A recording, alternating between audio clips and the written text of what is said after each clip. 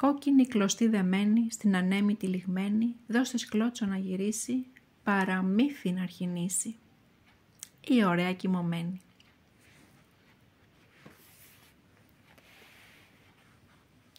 Τα παλιά τα χρόνια ζούσε ένας βασιλιάς και μια βασίλισσα που επιθυμούσαν πάρα πολύ να αποκτήσουν ένα παιδί. Κάποια μέρα, και αφού είχε περάσει πολύς καιρός, η βασίλισσα πήγε για μπάνιο στη λίμνη.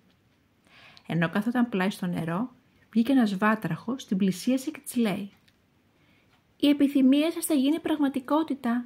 Πριν περάσει ένας χρόνος, θα αποκτήσετε μία κόρη». Πράγματι, πριν περάσει ένας χρόνος, η βασίλισσα γέννησε ένα πανέμορφο κορίτσι. Ο βασιλιάς, για να γιορτάσει τη γέννηση της κόρης του, αποφάσισε να διοργανώσει μια μεγάλη γιορτή. Κάλεσε τους συγγενείς, τους φίλους και τους γνωστούς, αλλά και κάποιες γυναίκες που τις ονόμαζαν σοφές, οι οποίες θα πρίκιζαν το παιδί με όλες τις χάρες και τις αρετές του κόσμου. Στο βασίλειο υπήρχαν 13 σοφές γυναίκες, αλλά στο παλάτι υπήρχαν μόνο 12 χρυσά σερβίτσια και έτσι αποφασίστηκε να μην καλέσουν τη μία.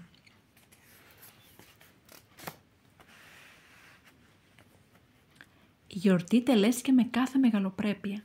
Στο τέλος, οι σοφές γυναίκες σηκωνόταν η μία μετά την άλλη και δώριζαν στο παιδί τις θαυματουργές τους χάρες.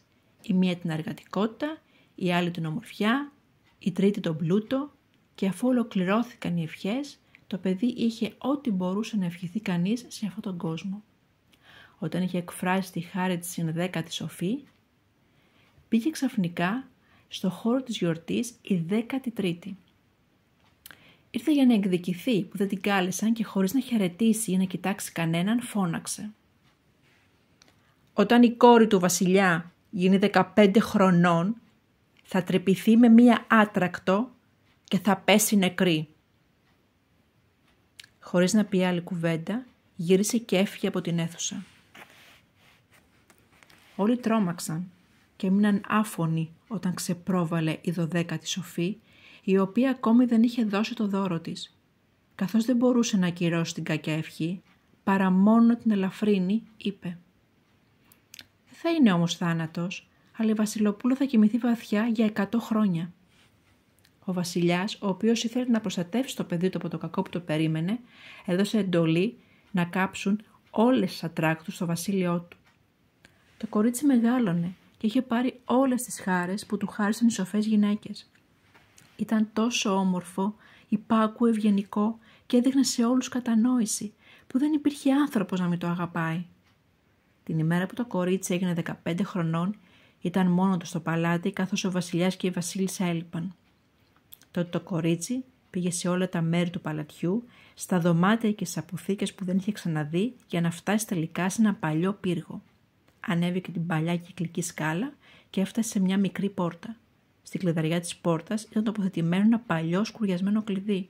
Όταν το γύρισε, άνοιξε η πόρτα και φανερώθηκε ένα δωμάτιο όπου καθόταν μια γριούλα και έγνεθε μαλλί με μία άτρακτο.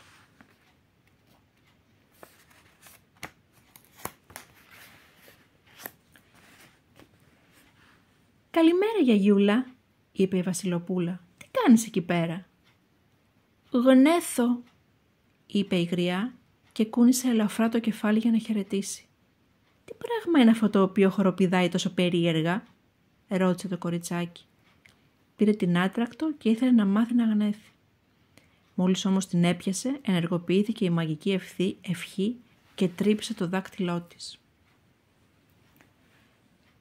Με το που αισθάνθηκε το τρύπημα, έπεσε στο κρεβάτι το οποίο βρισκόταν στο δωμάτιο και αμέσως κοιμήθηκε βαθιά. Ο ύπνος αυτός εξαπλώθηκε σε όλο το παλάτι. Ο βασιλιάς και η βασίλισσα, οι οποίοι μόλις είχαν γυρίσει στο παλάτι και μπαίνανε στη μεγάλη σάλα, άρχισαν να κοιμούνται και μαζί τους και όλοι οι αυλικοί. Ακόμη και τα άλογα στους στάβλους κοιμήθηκαν και μαζί τους τα σκυλιά στην αυλή, τα περιστέρια στη σκεπή και οι μύγοι στους τοίχους. Η φωτιά που άναβε στη σόμπα έζυψε και αποκοιμήθηκε. Το ψητό σταμάτησε να ψήνεται. Ο μάγειρας που είχε πιάσει το βοηθό του από τα μαλλιά, επειδή είχε κάνει κάποιο λάθος, τον άφησε και αποκοιμήθηκε. Ο αέρας ησύχασε και στα δέντρα μπροστά από το παλάτι δεν κουνιόταν πια ούτε φύλλο. Γύρω από το παλάτι όμως άρχισαν να μεγαλώνουν οι αγκαθωτοί θάμνοι, χρόνο με το χρόνο, που τελικά κάλυψαν όλο το παλάτι. Τόσο πολύ μεγάλωσαν που τελικά δεν φαινόταν ούτε καν η σημαία που βρισκόταν πάνω στη σκεπή.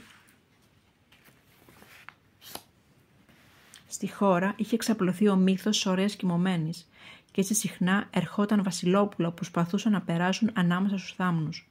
Ωστόσο δεν κατόρθωναν να τους διαπεράσουν, καθώς τα αγκάθια κρατιόταν μεταξύ τους σαν να είχαν χέρια. Έτσι οι νέοι παγιδεύονταν και δεν μπορούσαν πια να απομακρυνθούν, με αποτέλεσμα να πεθαίνουν άδοξα. Μετά από πολλά χρόνια ξαναήρθε ένα βασιλόπουλο στη χώρα και άκουσε από έναν γέρο να λέει για τους θάμνους με τα αγκάθια που έκρυβαν το παλάτι της ωραίας κοιμωμένης.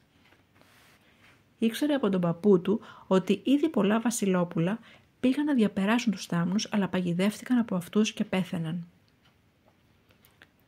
Τότε ο νεαρός είπε: «Δεν φοβάμαι. Θέλω να δω την ωραία κοιμωμένη». Ο γέρος που του έλεγε το παλάτι προσπάθησε μάταια να μεταπεί στον νεαρό, αλλά αυτός δεν άκουγε τα λόγια του.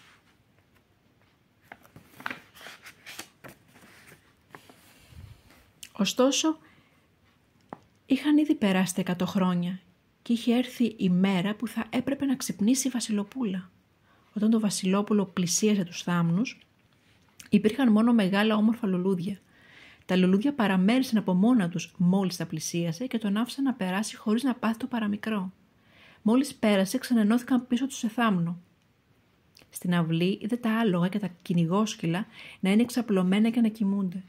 Στη σκεπή είδε τα περιστέρια να έχουν βάλει το κεφαλάκι τους κάτω από τα φτερά τους. Όταν μπήκε στο παλάτι, οι μύγες κοιμόταν στους τοίχους. Ο μάγειρας είχε ακόμα το χέρι σε θέση σαν να ήθελε να αρπάξει τον νεαρό βοηθό του και η υπηρέτρια καθόταν στο τραπέζι έχοντας μπροστά της μια μαύρη κότα που ήθελε να ξεπουλήσει. Τότε συνέχισε να περπατάει και μπήκε στη μεγάλη σάλα όπου κοιμόταν όλη η αυλική και πάνω στο θρόνο κοιμόταν ο βασιλιάς και η βασίλισσα. Συνέχισε να περπατάει, τίποτα δεν ακουγόταν και ήταν τόση ησυχία που άκουγε την αναπνοή του. Τελικά έφτασε στον πύργο και άνοιξε την πόρτα για την μικρή κάμαρα στην οποία βρισκόταν η ωραία κοιμωμένη. Εκεί λοιπόν ήταν ξαπλωμένη και κοιμόταν. Η βασιλοπούλα ήταν τόσο όμορφη που ο νεαρός δεν μπορούσε να πάρει τα μάτια του από πάνω της και τελικά έσκυψε και της έδωσε ένα φιλί. Μόλις τη φίλησε, η κοπέλα άνοιξε τα μάτια της, ξύπνησε και κοίταξε γλυκά τον νέο. Μετά κατέβηκαν μαζί τις σκάλες και ο ένας μετά τον άλλον ξυπνούσαν και οι υπόλοιποι. Ο βασιλιάς, η βασίλισσα, όλοι οι αυλικοί και κοιτούσαν ο ένας τον άλλον απορριμμένοι. Τα άλογα στην αυλή ανασηκώθηκαν και κουνιόταν να ξεμουδιάσουν. Τα κυνηγόσκυλα πηδούσαν και γάβγιζαν. Τα περιστέρια στην ασκεπή έβγαλαν το κεφαλάκι τους από τις στερούγες. Κοίταξαν τριγύρω και άρχισαν να πετάνε. Οι μύγες στους τοίχους άρχισαν να περπατάνε. Η φωτιά στην κουζίνα ξαναζωντάνεψε. Το φαγητό συνέχισε να ψήνεται. Ο μάγειρας έδωσε μια σφαλιάρα στο βοηθό και αυτός άρχισε να φωνάζει και η υπηρέτρια συνέχισε να ξεπουλιάζει το κουτόπουλο. Σύντομα ορίστηκαν οι γάμοι του βασιλόπουλου με τη βασιλοπούλα και οι δυο τους έζησαν μαζί ευτυχισμένοι.